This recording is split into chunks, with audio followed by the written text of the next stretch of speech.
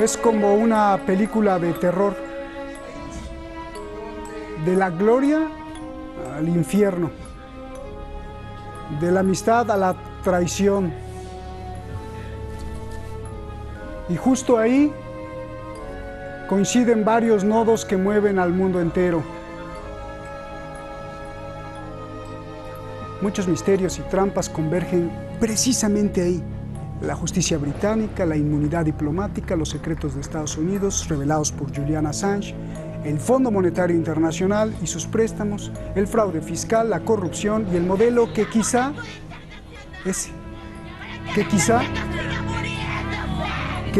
le quieran imponer a usted y a su país. Soy Roberto de la Madrid y esto, Detrás de la Razón.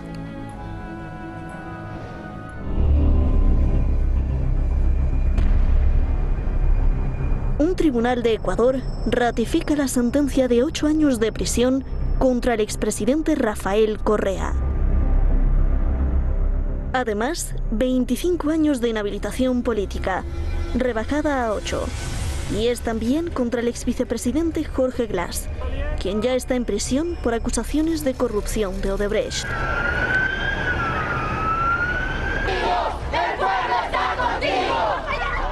Correa ya había sido sentenciado en abril y hoy la justicia rechazó su apelación. Rafael, te sentenciaron a 8 años de prisión por el delito de cohecho, construir una red de sobornos que se embolsó de $7 millones hasta 21 millones según la Procuraduría del Estado. La pregunta es, en la Corte Nacional que te sentenció, el máximo tribunal de justicia del país, ¿no hay justicia? ¿Son corruptos? Por supuesto, como te decía, este tipo se apoderó de la justicia, hicieron en el 2018, ¿no? Ya antes de eso, con la presión mediática y la presión política, sometieron a muchos jueces, se llama lawfare, judicialización de la política. Lo que no pueden lograr en las urnas lo tratan de lograr en tribunales vendidos. Pero no solo eso, también eliminaron su partido político, para que no participe en las próximas presidenciales, a las que se iba a presentar como vicepresidente. El Comité Nacional Electoral le quitó el registro al movimiento Fuerza Compromiso Social por irregularidades. El rompimiento del orden constitucional es dictadura. Correa denuncia persecución, niega las acusaciones de la Fiscalía y dice que el gobierno de Lenín Moreno está desesperado por impedir que participe en las elecciones. ¿Pero en qué democracia del mundo se puede eliminar 7 meses antes de las elecciones son el 7 de febrero del 2021, a la principal fuerza política? El economista Rafael Correa me pidió que sea su candidato. Me dijo que sin mí existía muy pocas posibilidades de continuar con el proceso de revolución ciudadana. Le manifesté mis divergencias con respecto a la confrontación, con respecto a la libertad de comunicación, con respecto a la economía misma. Y él me dijo que no iba a haber ningún problema, que él se iba a Bélgica y que no iba a decir absolutamente ni una sola palabra, se retiraba de la política. Esto no ocurrió. Lenín Moreno traicionó a Ecuador y al mundo, dice Correa. Lo acusa de entreguismo al imperialismo de Estados Unidos, desde la economía hasta Julian Assange, el fundador de Wikileaks.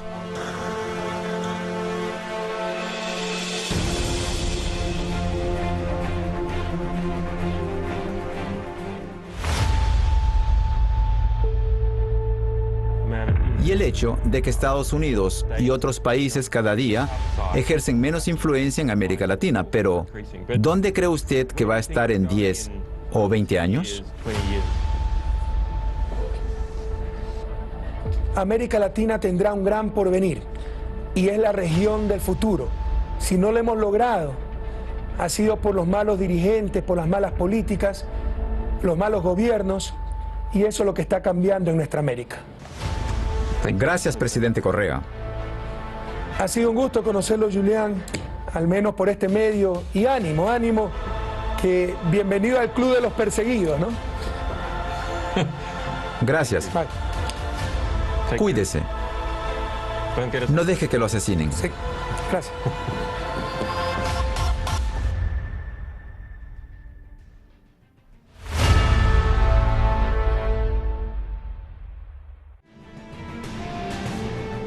Muchísimas gracias al equipo de Detrás de la Razón y muchísimas gracias a usted por todos los comentarios que nos han hecho en los últimos programas. Verdaderamente fantástico. Unos a favor, otros en contra, otros atacando. De eso se trata, justamente de eso se trata. Porque los que no piensan como unos, piensan como otros, o no piensan al revés que los otros, pero al atacar estas ideas, que todo es de buena fe, pues se genera más conciencia y más conocimiento. Vamos directamente con nuestros invitados. Está Fabián Sanabria, antropólogo en Bogotá. Muchísimas gracias, Fabián. Gracias por, o nosotros nos unimos a ti o tú a nosotros, o por esta unión, porque me ha dado mucho gusto de que estés participando con nosotros. Muchas gracias y seguramente la conciencia universal te lo va a agradecer. José Antonio Ejido, pues usted ya lo conoce muy bien, analista internacional allá en España, siempre con la espada ahí lista para denunciar lo que hay que denunciar. Gracias a los dos. Fabián, comienzo contigo. A ver, quiero que me digas si hay un monstruo de 1000 cabezas detrás. Sentencia contra Correa. Cambio radical del presidente Lenin de amigo a enemigo, entrega de Julian Assange, apelación de Correa, ratificación de la sentencia, entrega de Ecuador al Fondo Monetario Internacional cuando no había necesidad, dice Correa, expulsión de Evo Morales, casi el mismo caso en Bolivia, juicio a Lula da Silva en Brasil, destitución de Dilma. ¿Cómo está relacionado todo este movimiento en América Latina? ¿Es meramente circunstancial o tiene una explicación, por favor? Muchas gracias, Roberto, nuevamente por esta oportunidad. Indudablemente son como los eslabones de una gran cadena, una cadena de la intolerancia y una cadena de ponerle palos en la rueda a la izquierda progresista y alternativa en América Latina. Es exactamente la misma situación que se está viviendo en Colombia con el candidato Gustavo Petro, quien cada rato lo acusan de falsas corrupciones. Por ejemplo, ahora el Consejo Nacional Electoral lo acusa porque unos maestros donaron 300.000 pesos a su campaña, y evidentemente el escándalo de la ñeñe política que tiene que ver con el presidente Duque de extrema derecha instalado en el poder, pues evidentemente eso sí no lo investigan. Sí, hay una especie de no querer que las alternativas fuerzas progresistas que tienen políticas sociales y que no están de manera reptante ante los intereses norteamericanos o del Fondo Monetario Internacional no permitan conquistar la democracia de estos pueblos. Gracias, Fabián. A ver, José Antonio, dame tu visión, antes de entrar de lleno a Ecuador, dame tu visión de todo lo que pregunté, y si coincides con Fabián, por favor. Sí, coincido con él. El mismo presidente Correa habla de un lawfare, y fíjate que la sentencia que le condena por una supuesta corrupción al presidente Correa habla de la influencia psíquica para un caso supuesto de corrupción, es decir, que tiene poderes mágicos, y es una ridiculez jurídica ante la imposibilidad de encontrar pruebas que pongan fuera de la vida política a Rafael Correa, que ha sido de lejos un gran presidente y seguramente el mejor presidente que ha tenido el Ecuador, que lo sacó de una gran crisis, pero que cerró la base norteamericana de Manta. O sea que hay fuerzas internacionales, los norteamericanos, colusionados con el régimen del Moreno para que jamás el pueblo ecuatoriano tenga un presidente como Correa, que está a la cabeza de las encuestas electorales y que sin duda ganaría si pudiese presentarse a las elecciones de una manera normal y sin la espada de Damocles de sentencias completamente falsas amañadas por un poder judicial bajo control del régimen de Moreno y de la embajada norteamericana, lamentablemente. Gracias, José Antonio. A ver, Fabián, ¿a quién conviene la sentencia de Rafael Correa? Y no solo eso, que además le quiten el partido político.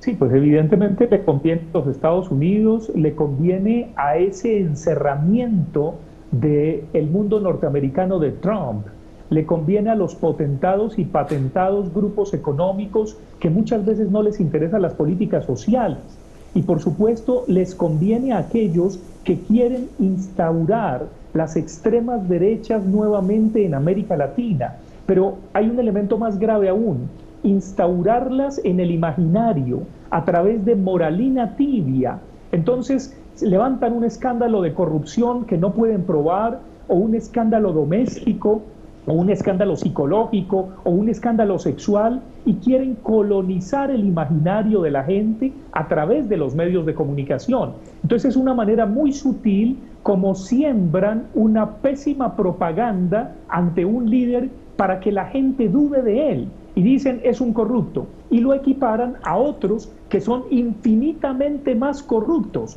A este, al que no le pueden probar nada, lo equiparan a alguien que es infinitamente más corrupto. Esa es una de las desgracias también que tiene que ver con la opinión. Pierre Bourdieu, el célebre sociólogo francés, hablaba de la manera como se manipula la opinión. Y ahora hay una alianza entre estos poderes neoliberales, la justicia comprada y la opinión pública que se maneja muchas veces ante medios de comunicación desgraciadamente vendidos al establecimiento. A ver, perdón, ahí Fabián hago un paréntesis, o sea, que de alguna forma tú crees en este poder mágico del que se estaba burlando José Antonio Ejido, o sea, si se le puede, o si no tiene nada que ver, y dos, ¿cómo se puede defender el ciudadano normal como nosotros ante esto que estás diciendo, que en el imaginario o que fabrican un imaginario a nivel sociopsicológico, digamos?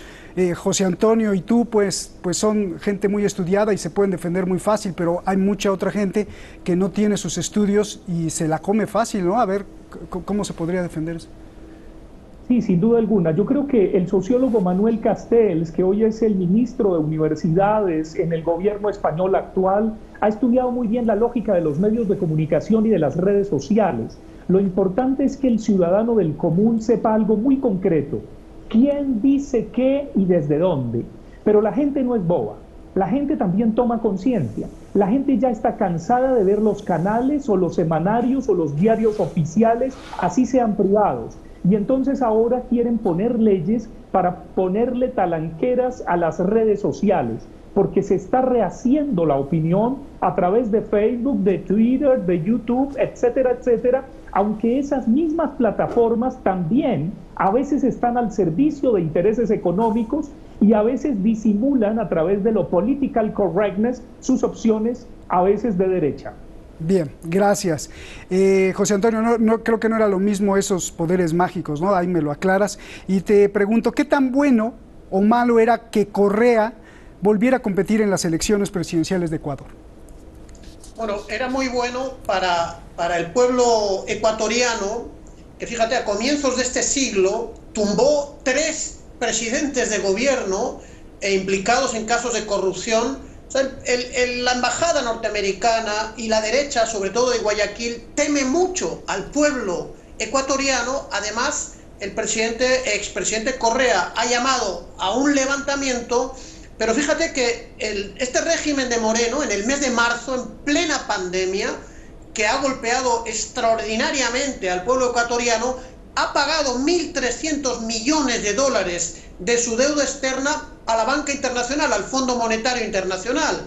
El expresidente Correa ha dicho eso es incorrecto, había que hacer una negociación mejor. Es muy importante para los poderes internacionales que jamás el pueblo ecuatoriano tenga un presidente capaz de salir adelante con unas políticas de desarrollo, de renegociar, por ejemplo, en este caso, la deuda externa, de que los norteamericanos no vuelvan a la base de Manta y que se reconstruya los 10 años de una política económica y social que puso de pie al pueblo ecuatoriano. Y no hace tanto tiempo, de eso tiene memoria el pueblo ecuatoriano, se ha levantado en finales del año pasado contra este gobierno de Moreno. Hay mucho temor a que el pueblo ecuatoriano vuelva a votar a Correa, a la Revolución Ciudadana y a su gente, y ahora estamos viendo toda una serie de maniobras ilegales para evitar que vuelva realmente la voluntad popular, según las encuestas, a gobernar el pueblo del Ecuador, ¿no? Bien. Fabián, ¿qué significa para la sociedad mundial, para Ecuador y para Estados Unidos, que el presidente de Ecuador haya entregado a Julian Assange a las autoridades británicas y por consiguiente abrirle la puerta a la extradición a Estados Unidos? ¿Qué significa esto para la sociedad del mundo, para Estados Unidos y para Ecuador? Es una pérdida de autonomía. y es una violación del derecho internacional, pero sobre todo de autonomía de los pueblos, de la autonomía de los países. Es venderse al mejor postor. Aquí evidentemente el presidente que traicionó a Rafael Correa repta ante los poderes norteamericanos, ante la banca mundial, y obviamente hace lo que sea para mantenerse en ese poder reptante. Es indigno de los pueblos y de la autonomía de los pueblos.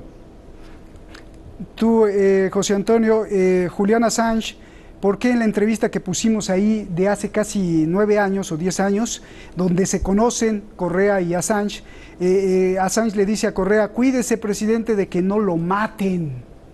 Sí, sí, cierto, cierto. Ahora acaba de decir el propio presidente desde Bruselas que lo único que le queda al gobierno ecuatoriano de Moreno es que le den un tiro. Pero fíjate, en el plano simbólico y real, este régimen de Moreno ha cerrado en Quito la sede de UNASUR, que ha sido una de las grandes conquistas de América del Sur y de América Latina para poner en marcha el sueño de Bolívar de la unidad latinoamericana y caribeña, que es la única manera o la verdadera manera eficaz que tiene América Latina y el Caribe de presentar ante los poderes del mundo una potencia unida capaz de enfrentar, por ejemplo, la crisis que ha generado la pandemia. UNASUR ha sido destruida por Moreno y se ha cerrado la sede de UNASUR en Quito. Fíjate el golpe simbólico que es permitir a los británicos violar a la embajada ecuatoriana en Londres para detener a Assange, y el hecho simbólico y real de cerrar la sede de UNASUR. Es decir, no quieren que este presidente vuelva jamás, pero el pueblo ecuatoriano, yo creo que a pesar de toda la presión, es muy consciente de esta situación. Se ha creado una agrupación política muy amplia que se llama la Unión por la Esperanza. A pesar de todos los problemas, hay posibilidades de que se produzca una nueva revolución ciudadana en el Ecuador. Esto lo quieren evitar de todas las maneras posibles. Gracias, José Antonio. Me hiciste recordar los patacones allá que se comen en Ecuador, y allá en la UNASUR está a unos metros de la mitad del mundo, ¿no? Donde se va para allá y para acá el agua, porque ahí pasa el Ecuador. Bueno, esto fue un paréntesis. A ver, Fabián, ¿hacia dónde va todo el continente americano desde Canadá? O sea, viendo todo esto, todo lo que me estás comentando, ¿hacia dónde va todo el continente americano? Desde Canadá, pasando por Estados Unidos, México, hasta la Patagonia. Yo creo que vamos a asistir en los próximos años a una necesaria toma de conciencia de esa unión por la esperanza, porque yo confío en los pueblos y un poco como diría Mercedes Sosa, todo cambia, todo cambia, pero lo que no cambia es mi amor por mi pueblo y por mi gente. Cuando escucho a Rafael Correa desde el exilio, siento que dice eso. Y cuando escucho que hay gente que no traga entero, que hay gente que procesa aquellos microcircuitos que pretenden instalarle un imaginario, siento que el amor por este continente de la esperanza, nada ni nadie lo va a callar ni lo va a vencer. Los poderes tienen miedo, porque cuando reaccionan así, censurando, condenando, comprando la justicia, es porque los poderosos tienen mucho miedo, tienen miedo de la gente. Fabián, cuando hablaste del amor, salió por ahí tu gato atrás de ti. Qué curioso. Oye, bueno, día de anécdotas. José Antonio, pues más o menos la misma pregunta. Rafael Correa dijo que América Latina es la región del futuro para el mundo entero. ¿Cuál es el futuro de los latinoamericanos? ¿Cuál es el proyecto? O si hay proyecto, ¿hacia dónde vamos? ¿Cómo la ves? Se ha demostrado en estos últimos 20 años que había una realidad. Los sueños se convirtieron en esa realidad. Esa realidad fue, por ejemplo, UNASUR, es el bloque ALBA, es la política que tuvo con un gran apoyo del pueblo ecuatoriano el economista Rafael Correa, en uno de los mejores momentos de la historia latinoamericana. El Congreso Anfictiónico de Panamá, que era el sueño de Bolívar, fue frustrado a comienzos del siglo XIX, a comienzos del siglo XX y XXI se ha convertido en realidad, y yo creo que después de haber oído las hermosas palabras de tu contertulio, de tu invitado, yo me la suscribo y sí pienso que es el continente donde las esperanzas se pueden convertir en realidad, aunque en estos momentos haya gobiernos y potencias internacionales empeñados en frustrar las esperanzas de los humildes, de los trabajadores, de los indígenas, que bajo el gobierno de Correa demostraron que se puede hacer una política de modernizar, de sacar del subdesarrollo a la población, de desarrollar la economía, la educación. Bueno, esto sí ha sido posible con la voluntad y la lucha de los pueblos, no solo en el Ecuador, sino en toda América Latina. Se va a volver a convertir en realidad, yo estoy totalmente convencido de ello. Pues ojalá te escuchen todos los latinoamericanos, efectivamente, ¿no? Con mucho trabajo, trabajar mucho, producir mucho y hacer mucha conciencia, que eso es muy importante, José Antonio. Fabián, tú que eres antropólogo, no quería dejar de hacerte esta pregunta. El cambio radical que sorprendió al mundo y del cual ahora Correa señala como una de las causas principales, incluida la sentencia a prisión de 8 años, que esta vez o ahora se está otra vez confirmando. De vicepresidente aliado, Lenín Moreno pasó a presidente y enemigo de Correa. ¿Cómo explicas este cambio desde lo antropológico, desde lo psicológico, sociológico, desde lo político hasta el terreno conceptual de lo que hoy es América Latina, para que no solo los ecuatorianos, sino todos estén preparados para este tipo de cosas? Por favor. Bueno, pues todo esto me hace pensar en un gran seminario en París, al que tuve el honor de asistir, dirigido por el filósofo Jacques Derrida, que se llamaba Políticas de la Amistad. Y en Políticas de la Amistad, justamente, Derrida muestra cómo a lo largo de la historia de Occidente, el amigo se puede volver tu enemigo. Y se puede volver tu enemigo cuando prima el poder a la amistad, cuando prima el poder a los ideales, y cuando en el fondo ese que fingía ser tu amigo lo hacía simplemente de manera flatteuse, de manera que coqueteaba, pero te quería sacar del poder.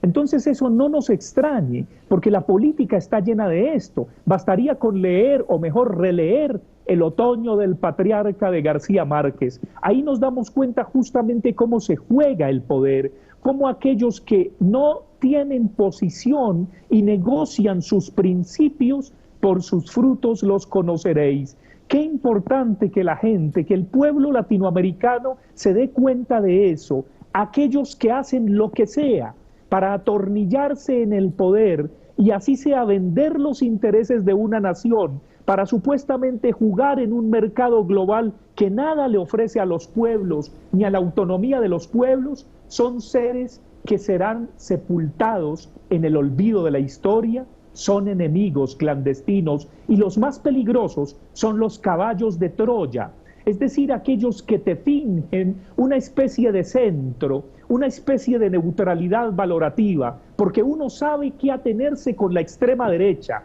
pero con los tibios, con aquellos que fingen un centro, están más cerca de la derecha, esos son más peligrosos. Bien. Entonces yo hago un llamado a estar muy atentos a esa percepción del sentido político en nuestros pueblos. Pues muchas gracias, es un placer escucharlos a los dos. José Antonio, nos quedan 2 segundos, una frase para cerrar así, con la cereza del pastel. No, yo quiero decir que ya el pueblo ecuatoriano sorprendió al mundo, asustó a los poderosos, ha tenido grandes presidentes. Que no le pase al presidente Correa como al antiguo presidente Roldós Aguilera, que fue asesinado en circunstancias muy extrañas, por no decir bajo una conspiración del imperialismo. Que se cuide el presidente Correa, porque él está representando en estos momentos el futuro del pueblo humilde y del pueblo valiente del Ecuador, que va a protagonizar, no tengo la menor duda, una nueva oleada de gobiernos de la dignidad, como los que se han vivido hace muy pocos años en América Latina. Un saludo muy grande. Gracias. O sea que temas por la vida de Rafael, José Antonio. Sí, él mismo lo ha dicho. Gracias. Y sin duda lo pueden matar en cualquier momento, es cierto. Gracias a los dos. Abrazos fraternos. Gracias. Gracias. ¿Usted ha visto cómo una semilla crece? ¿Cómo una mariposa nace y vuela? ¿O cómo una estrella se convierte en supernova? Pues con esa energía, ella hace diario su programa. Y que hoy cumple 3 años de éxito. Desde aquí, desde Oriente Medio, le envío un gran abrazo a todo el equipo y al programa entero, si es que lo puedo abrazar, por sus 3 años de vida. De propia voz, así se llama el programa, y la felicitación principal pues para su conductora Erika Pérez, de quien tuve el gran honor de visitar sus estudios en México y ser entrevistado. Muchas felicidades, Erika, y a toda la familia de Cadena Radio y Cadena Política. Felicidades. Y muchas gracias a usted por todo su apoyo. Soy Roberto de la Madrid y les deseo todo lo mejor.